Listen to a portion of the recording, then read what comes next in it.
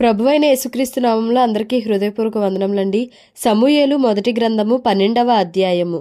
అప్పుడు సమూయేలు ఇశ్రాయేలీయులందరితో ఇట్లనెను, ఆలకించుడి, మీరు నాతో చెప్పిన మాటను అంగీకరించి మీ మీద ఒకని రాజుగా నియమించియున్నాను. రాజు మీ కార్యములను జరిగించును. నేను తలనెరిసిన ముసలివాడను, నా కుమారులు మీ మధ్యనున్నారు. బాల్యము నాటి నుండి నేటి వరకు నేను మీ కార్యములను జరిగించుచూ వచ్చితిని.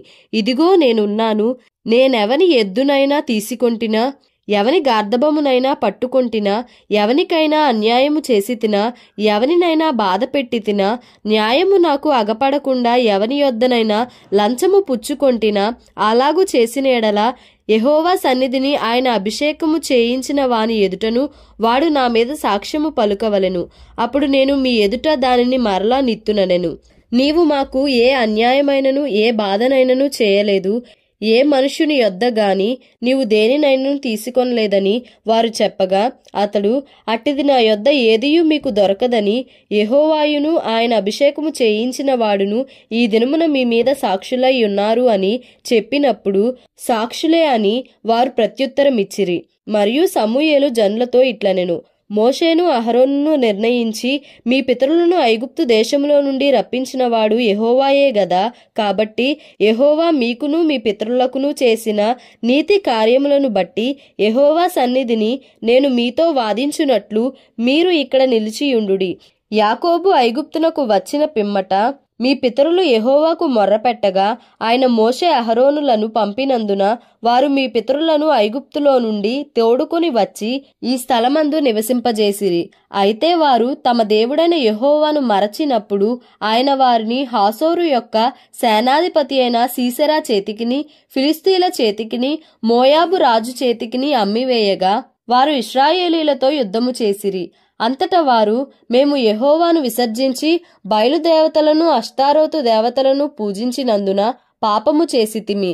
మా శత్రువుల చేతిలో నుండి నీవు మమ్మను విడిపించిన ఎడల మేము నిన్ను సేవించదమని యెహోవాకు మొర్రపెట్టగా, యెహోవా యెరుబ్బయలును బెదానును యెఫ్తాను సమూయేలును పంపి, నలుదిశలా మీ శత్రువుల చేతిలో నుండి మిమ్మును విడిపించినందున మీరు నిర్భయముగా కాపురము చేయుచున్నారు.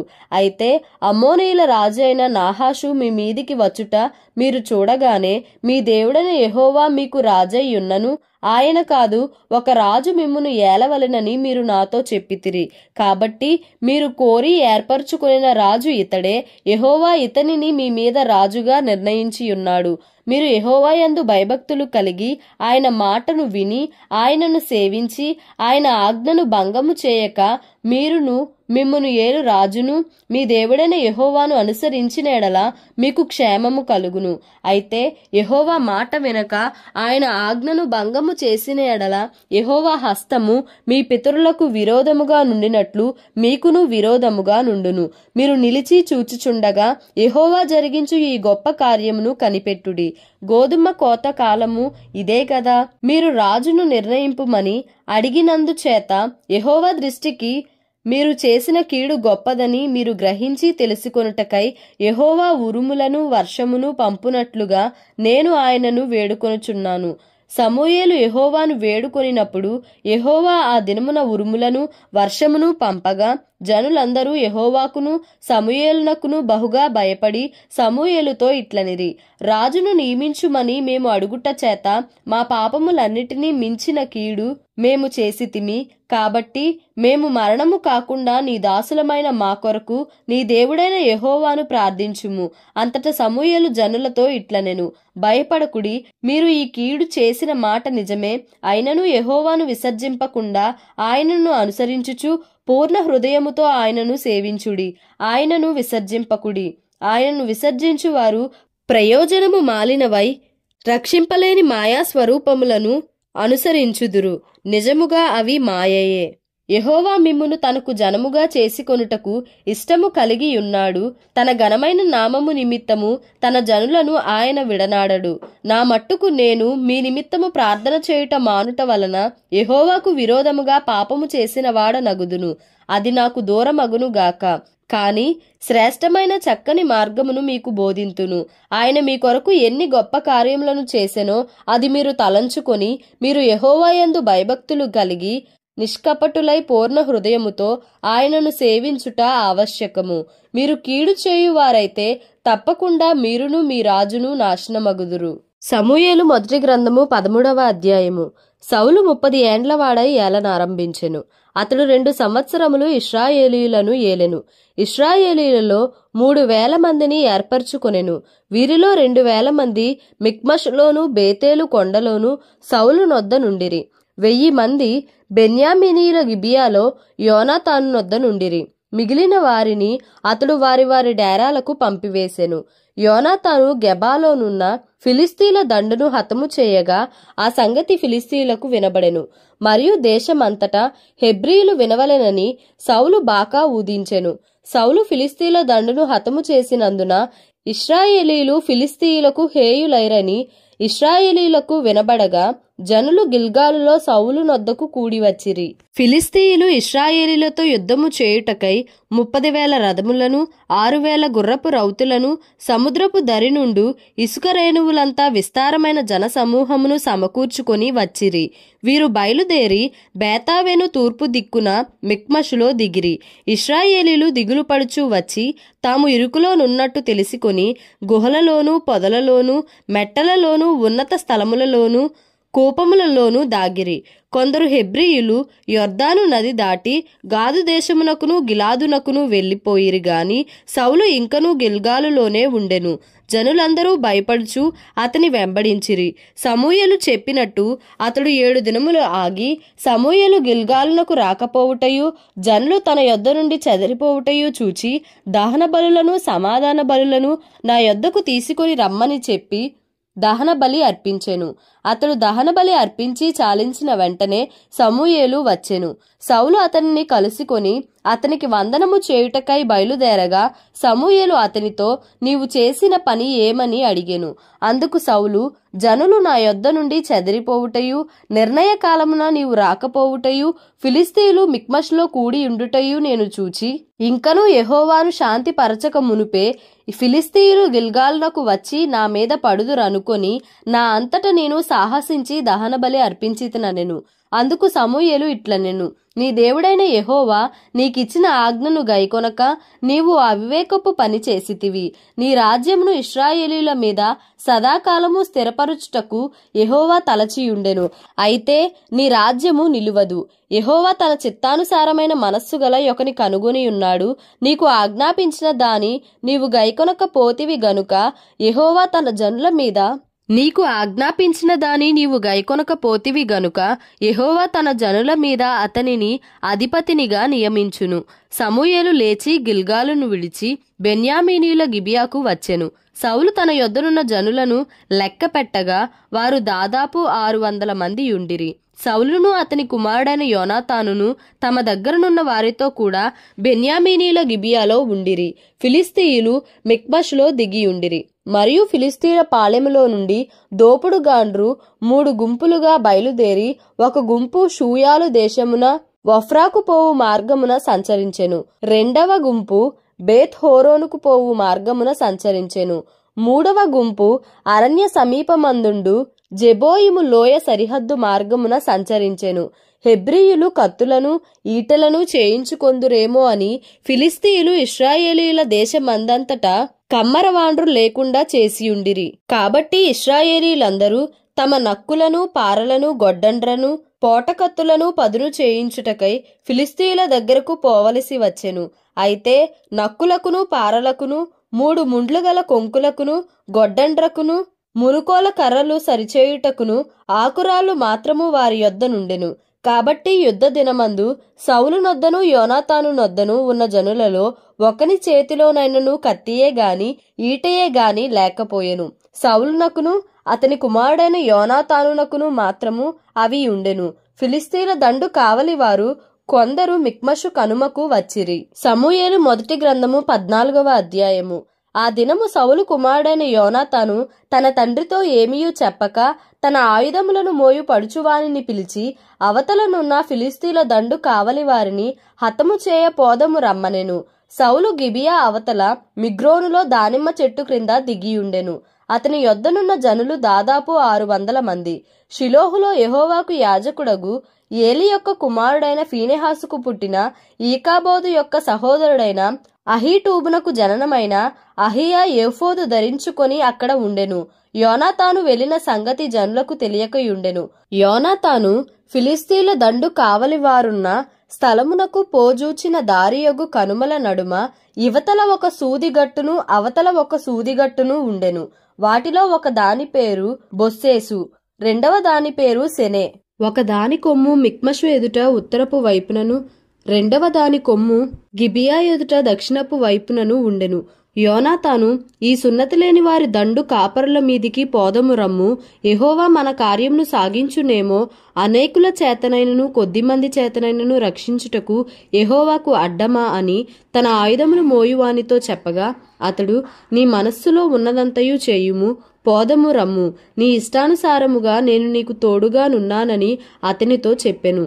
అప్పుడు యోనాతాను, మనము వారి దగ్గరకు పోయి మనలను వారికి అగపరుచుకొందుము, వారు మనలను చూచి మేము మీ యొద్దకు వచ్చు వరకు అక్కడ నిలువుడని చెప్పిన ఎడల వారి యొద్దకు పోక మనమున్న చోట నిలుచుదుము. మా యొద్దకు రండని వారు చెప్పిన ఎడల యెహోవా వారిని మన చేతికి అప్పగించెనని దాని చేత గుర్తించి మనము పోదుమని చెప్పగా, వీరిద్దరూ తమ్మును తాము ఫిలిస్తీయుల దండు కాపరులకు అగుపరుచుకొనిరి. అప్పుడే ఫిలిస్తీయులు, చూడుడి, తాము దాగియుండిన గుహలలో నుండి హెబ్రీయులు బయలుదేరి వచ్చుచున్నారని చెప్పుకొనుచు యోనాతానును అతని ఆయుధములను మోయువానిని పిలిచి, మేము మీకు ఒకటి చూపింతుము రండని చెప్పినప్పుడు యోనాతాను, నా వెనుక రమ్ము, యెహోవా ఇశ్రాయేలీయుల చేతికి వారిని అప్పగించెనని తన ఆయుధములు మోయువానితో చెప్పి, అతడును అతని వెనుక అతని ఆయుధములు మోయువాడును తమ చేతులతోనూ కాళ్లతోనూ ప్రాకి ఎక్కిరి. ఫిలిస్తీయులు యోనాతాను దెబ్బకు పడగా అతని వెనుక వచ్చు అతని ఆయుధములు మోయువాడు వారిని చంపెను. యోనాతానును అతని ఆయుధములు మోయువాడును చేసిన ఆ మొదటి వధయందు దాదాపుగా 20 మంది పడిరి. ఒక దినమున ఒక కాడి ఎడ్లు దున్ను 1/2 ఎకరము నేల పొడుగున అది జరిగెను. దండులోనూ పొలములోనూ జనులందరిలోనూ మహా భయకంపము కలిగెను. దండు కావలివారును దోపుడుగాండ్రును భీతి నొందిరి. నేల ఎదిరెను. వారు ఈ భయము దైవికమని భావించిరి. దండువారు చెదిరిపోయి బొత్తిగా ఓడిపోవుట బెన్యామీనీల గిబియాలోనున్న సౌలు యొక్క వేగుల వారికి కనబడగా, సౌలు, మీరు లెక్కపెట్టి మన యొద్ద లేనివారెవరో చూడుడని తన యొద్దనున్న జనులతో చెప్పెను. వారు లెక్క చూచి యోనాతానును అతని ఆయుధములు మోయువాడును లేరని తెలుసుకొనిరి. దేవుని మందసము అప్పుడు ఇశ్రాయేలీయుల యొద్ద ఉండగా దేవుని మందసమును ఇక్కడికి తీసుకుని రమ్మని సౌలు అహీయాకు సెలవిచ్చెను. సౌలు యాజకునితో మాటలాడుచుండగా ఫిలిస్తీయుల దండులో ధ్వని మరి ఎక్కువగా వినబడెను. కాబట్టి సౌలు యాజకునితో, నీ చెయ్యి వెనుకకు తీయుమని చెప్పి తానును తన యొద్దనున్న జనులందరూ కూడుకొని యుద్ధమునకు చొరబడిరి. వారు రాగా ఫిలిస్తీయులు కలవరపడి ఒకరినొకరు హతము చేసుకొనుచుండిరి. మరియు అంతకు మునుపు ఫిలిస్తీయుల వశమునున్నవారై చుట్టూనున్న ప్రాంతములలో నుండి వారితో కూడా దండునకు వచ్చిన హెబ్రీయులు సౌలు నొద్దను యోనాతాను నొద్దను ఉన్న ఇశ్రాయేలీయులతో కలుసుకొనవలనని ఫిలిస్తీయులను విడిచిరి. అదియుగాక ఎఫ్రాయిము మన్యములో దాగియున్న ఇశ్రాయేలీయులను ఫిలిస్తీయులు పారిపోయిరని విని యుద్ధమందు వారిని తరుముటలో కూడిరి. ఆ దినమున యెహోవా ఇశ్రాయేలీయులను ఈలాగున రక్షించెను. యుద్ధము బేతావెను అవతలకు సాగగా ఆ దినమున ఇశ్రాయేలీయులు చాలా బడలిక నొందిరి. నేను నా శత్రువుల మీద పగ తీర్చుకొనక మునుపు సాయంత్రము కాక మునుపు భోజనము చేయువాడు శపింపబడును అని సౌలు జనుల చేత ప్రమాణము చేయించెను. అందువలన జనులు ఏమీయూ తినకుండిరి. జనులందరూ ఒక అడవిలోనికి రాగా అక్కడ నేల మీద తేనె కనబడెను. జనులు ఆ అడవిని జొరగా తేనె కాలువ కట్టియుండెను గాని జనులు తాము చేసిన ప్రమాణమునకు భయపడి ఒకడును చెయ్యి నోట పెట్టలేదు. అయితే యోనాతాను తన తండ్రి జనుల చేత చేయించిన ప్రమాణము వినలేదు గనుక తన చేతికర్ర చాపి దాని కొనను తేనె పట్టులో ముంచి తన చెయ్యి నోటిలో పెట్టుకొనగా అతని కన్నులు ప్రకాశించెను. జనులలో ఒకడు, నీ తండ్రి జనుల చేత ప్రమాణము చేయించి ఈ దినమున ఆహారము పుచ్చుకొనువాడు శపింపబడునని ఖండితముగా ఆజ్ఞాపించియున్నాడు. అందుచేతనే జనులు బహుబడలియున్నారని చెప్పెను. అందుకు యోనాతాను, అందుచేత నా తండ్రి జనులను కష్టపెట్టిన వాడాయను. నేను ఈ తేనె కొంచెము పుచ్చుకొన్న మాత్రమున నా కన్నులు ఎంత ప్రకాశించుచున్నవో చూడుడి. జనులు తాము చిక్కించుకొనిన తమ శత్రువుల దోపుళ్ల వలన బాగుగా భోజనము చేసినెడల వారు ఫిలిస్తీయులను మరి అధికముగా హతము చేసి యుందురనెను. ఆ దినమున జనులు ఫిలిస్తీయులను మిక్మషు నుండి అయ్యాలోను వరకు హతము చేయగా జనులు బహుబడలిక నొందిరి. జనులు దోపుడు మీద ఎగబడి గొర్రెలను ఎడ్లను పెయ్యలను తీసుకొని నేల మీద వాటిని వధించి రక్తముతోనే భక్షించినందున జనులు రక్తముతోనే తిని యెహోవా దృష్టికి పాపము చేయుచున్నారని కొందరు సౌలునకు తెలియజేయగా అతడు, మీరు విశ్వాసఘాతకులైతిరి. పెద్ద రాయి ఒకటి నేడు నా దగ్గరకు దొర్లించి తెండని చెప్పి మీరు అక్కడక్కడికి జనుల మధ్యకు పోయి అందరూ తమ ఎద్దులను తమ గొర్రెలను నా యొద్దకు తీసుకొని వచ్చి ఇక్కడ వధించి భక్షింపవలెను. రక్తముతో మాంసము తిని యెహోవా దృష్టికి పాపము చేయకుడని వారితో చెప్పుడని కొందరిని పంపెను. కాబట్టి జనులందరూ ఆ రాత్రి తమ తమ ఎద్దులను తీసుకొని వచ్చి అక్కడ వధించిరి. మరియు సౌలు యెహోవాకు ఒక బలిపీఠమును కట్టించెను. యెహోవాకు అతడు కట్టించిన మొదటి బలిపీఠము అదే. అంతటా మనము రాత్రియందు ఫిలిస్తీయులను తరిమి తెల్లవారు వరకు వారిని కలతపెట్టి శేషించువాడొకడునూ లేకుండా చేతము రండి అని సౌలు ఆజ్ఞ ఇయ్యగా జనులు, నీ దృష్టికి ఏది మంచిదో అది చేయుమనిరి. అంతట సౌలు, యాజకుడు ఇక్కడనే ఉన్నాడు, దేవుని యొద్ద విచారణ చేయుదము రండని చెప్పి సౌలు, ఫిలిస్తీయుల వెనుక నేను దిగిపోయిన ఎడల నీవు ఇశ్రాయేలీల చేతికి వారిని అప్పగింతువా అని దేవుని యొద్ద విచారణ చేయగా ఆ దినమున ఆయన అతనికి ప్రత్యుత్తరమియ్యకయుండెను. అందువలన సౌలు, జనులలో పెద్దలు నా యొద్దకు వచ్చి నేడు ఎవరి వలన ఈ పాపము కలిగెనో అది విచారింపవలెను. నా కుమారుడైన యోనాతాను వలన కలిగినను వాడు తప్పక మరణమవునని ఇశ్రాయేలీలను రక్షించు యెహోవా జీవము తోడని నేను ప్రమాణము చేయుచున్నానెను. అయితే జనులందరిలో అతనికి ప్రత్యుత్తరం ఇచ్చినవాడు ఒకడునూ లేకపోయెను. మీరు ఒక తట్టునను నేనును నా కుమారుడు యోనాతానును ఒక తట్టునను ఉండవలెనని అతడు జనులందరితో చెప్పగా జనులు, నీ దృష్టికి ఏది మంచిదో అది చేయుమని సౌలుతో చెప్పిరి. అప్పుడు సౌలు, ఇశ్రాయేలీలకు దేవుడవైన యెహోవా దోషిని కనుపరచుమని ప్రార్థింపగా సౌలు పేరటను యోనాతాను పేరటను చీటీ పడెను గాని జనులు తప్పించుకొనిరి. నాకును నా కుమారుడైన యోనాతానునకును చీట్లు వేయుడని సౌలు ఆజ్ఞ ఇయ్యగా యోనాతాను పేరట చీటీ పడెను. నీవు చేసినదేదో నాతో చెప్పుమని యోనాతానుతో అనగా యోనాతాను, నా చేతికర్ర కొనతో కొంచెము తేనె పుచ్చుకొన్న మాట వాస్తవమే. కొంచెము తేనెకై నేను మరణమొందవలసి వచ్చినదని అతనితో అనెను. అందుకు సౌలు, యోనాతానా, నీవు అవశ్యముగా మరణమవుదువు. నేను ఒప్పుకొనని ఎడల దేవుడు నాకు గొప్ప అపాయము కలుగజేయునుగాక అనెను. అయితే జనులు సౌలుతో, ఇశ్రాయేలీలకు ఇంత గొప్ప రక్షణ కలుగజేసిన యోనాతాను మరణమవునా? అదెన్నటికినీ కూడదు. దేవుని సహాయము చేత ఈ దినమున యోనాతాను మనలను జయము నొందించెను.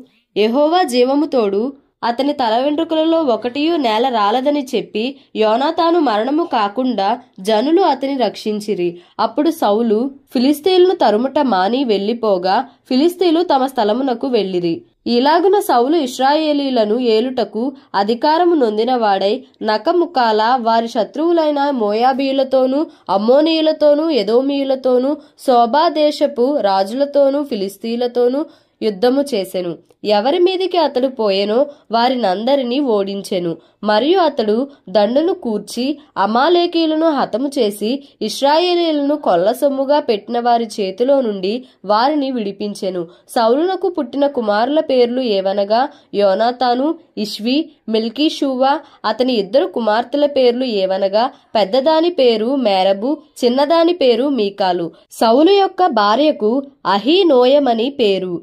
ఈమె అహిమయస్సు కుమార్తె. అతని సైన్యాధిపతి పేరు అబ్నేరు.